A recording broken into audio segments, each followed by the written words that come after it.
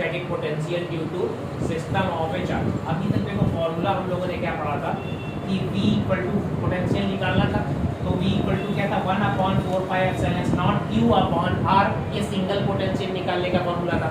अब यहाँ पर क्या करना है, लाइक ए सुपरपोजिशन थ्योरम की तरीके बिल्कुल क्या माना मैंने, क्या बहुत ज़्यादा Q1 Q2 और Q3 और Qn तक जाते जाते हैं, तो डिस्टेंस क्या लगती है, जैसे मान लो किस पर निकालना है, P पर निकालना है, तो किससे Q1 Q2 Q3 और Q4।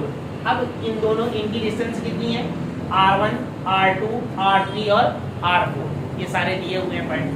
अब ये जो 1 2 2 3 ये सब लिखना होता है, इसका मीनिंग समझना।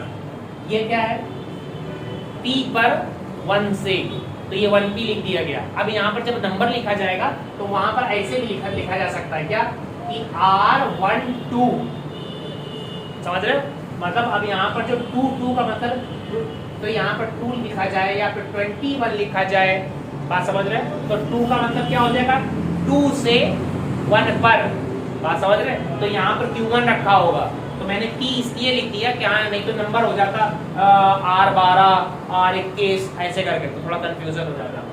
पर समझ में आ रही बात पूरी, आप समझिए। पहला सिंगल फॉर्मूला, अगर अब एक का निकाले, किसका, इसका, ठीक है ना, तो ये सिंगल बन गया।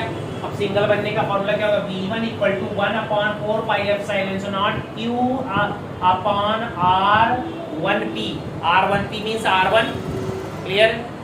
ऐसे ही क्या होगा, V2 का निकाल लोगे, तो V2 का निकला तो किसके किसके बीच में निकला, ठीक, Q2 को ले लिया। जब फिर Q3 को लेना है तो फिर इसका सेपरेट करके निकाला, फिर उसके बाद में जो होगा इसका सेपरेट करके निकाला, जबकि मैंने अभी इस पे सेपरेट करके नहीं निकाला, मैंने डॉट डॉट लगा दिया हुआ है यहाँ पर, क्या Q4 का निकालो।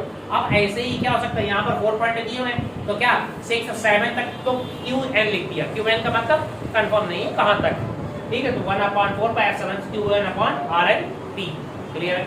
So using the superposition principle, superposition principle क्या बोलता है कि अब सबका अलग अलग निकाल लिया है ना, तो अब टोटल बोला गया है कि जो मेन सेंटर पर रखा हुआ है ये पॉइंट भी, इस पर कितना भी होगा अलग दूसरी जगहों से।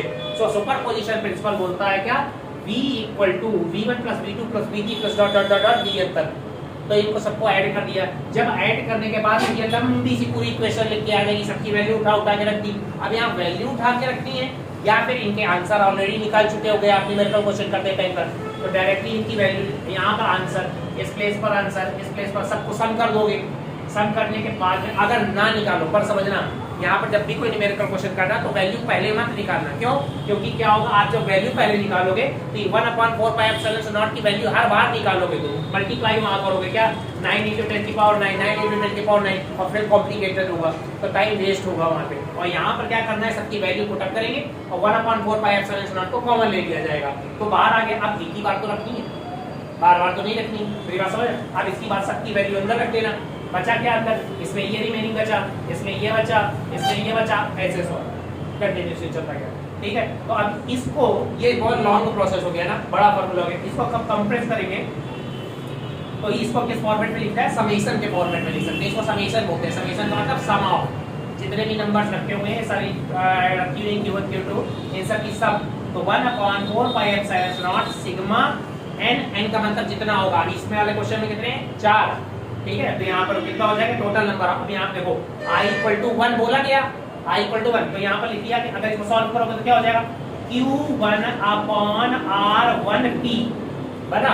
अब ये इक्वल टू I = 2 ले ले अगर, तो यहीं पर क्या बन जाएगा, ठीक है ना, इसी में फॉर्मूला क्या बनेगा, Q2, अब देखो Q1 तो ऑलरेडी लिखोगे देखो, और उसके बाद में Q2 अपॉन